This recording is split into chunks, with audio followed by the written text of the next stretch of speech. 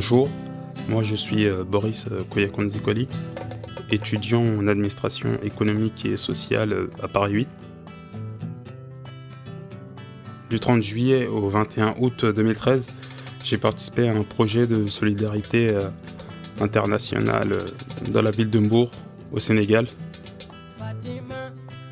avec l'association Pluriel 94 de Créteil et également l'association Objectif Afrique à venir, une association de Charenton.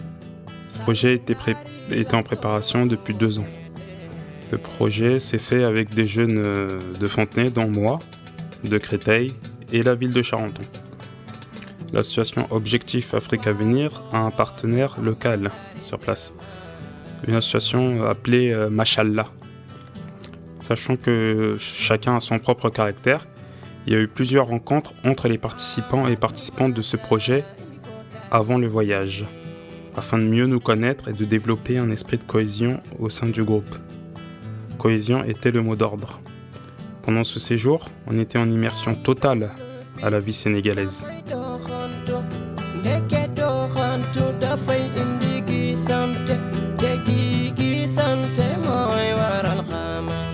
On vivait dans une maison qu'on a louée.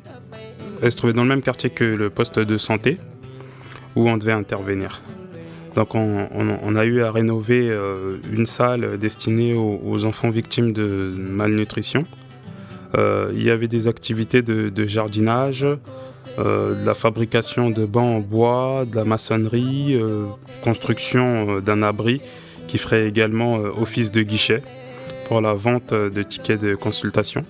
Dans un premier temps, nous avons d'abord rencontré le conseiller du maire de la ville de Mbour, ainsi que le personnel du poste de santé et la chef de service, pour définir les besoins réalisables pendant notre séjour. J'ai participé à ce projet dans un optique d'échange et de découverte d'une autre culture, et non la casquette de sauveur. D'ailleurs, vous remarquerez que la population locale est très hospitalière au Sénégal. Donc le matin, les activités, on était sur le chantier de 9h45 à 13h. Et c'était réparti en différents ateliers. Donc pour ceux qui faisaient le jardinage, pour ceux qui faisaient la maçonnerie, ainsi que la menuiserie. Et l'après-midi, de 15h à 17h, il y avait des activités ludiques avec les enfants du quartier de Mbour-Sérère.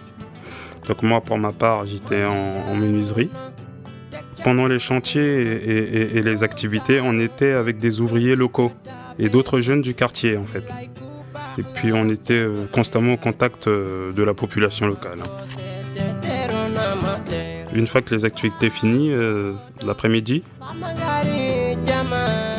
nous on allait se balader ou jouer au foot, aller à la plage avec les jeunes du quartier, du voisinage. Et tous les soirs, on se réunissait tous pour faire le bilan de la journée, c'est-à-dire les 2 éducateurs spécialisés de l'association Pluriel 94 et la présidente de l'association Objectif Afrique à venir et tous les jeunes participants. Donc pour participer à ce projet, l'association Pluriel 94 et l'association Objectif Afrique à venir ont reçu des subventions du Conseil général du Val-de-Marne et de différents organismes. Et ces fonds ont servi à acheter du matériel. On a acheté du béton, du sable, du gravier, des planches en bois, des jouets aussi, des couverts, des nattes, des pots de peinture. On a aussi fait des dons de médicaments aux gens du quartier, ainsi qu'au poste de santé d'ailleurs.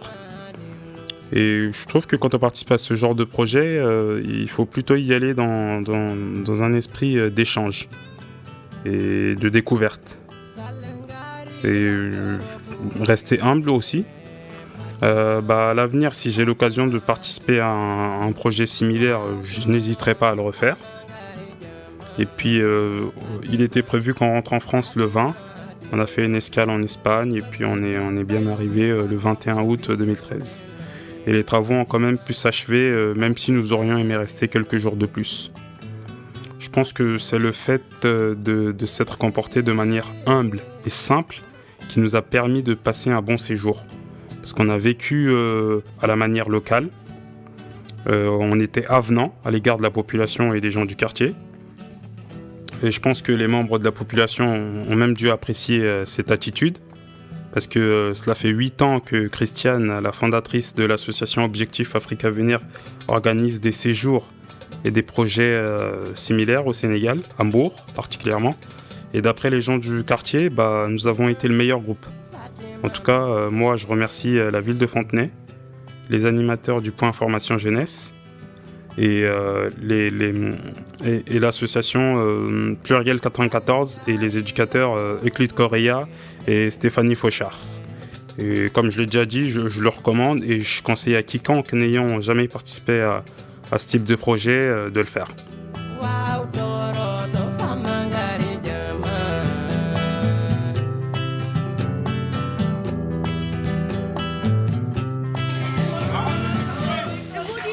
Donc je tenais à remercier les 2 éducateurs spécialisés, Euclide Correa et Stéphanie Fauchard de Pluriel 94, et ceux avec qui je suis parti.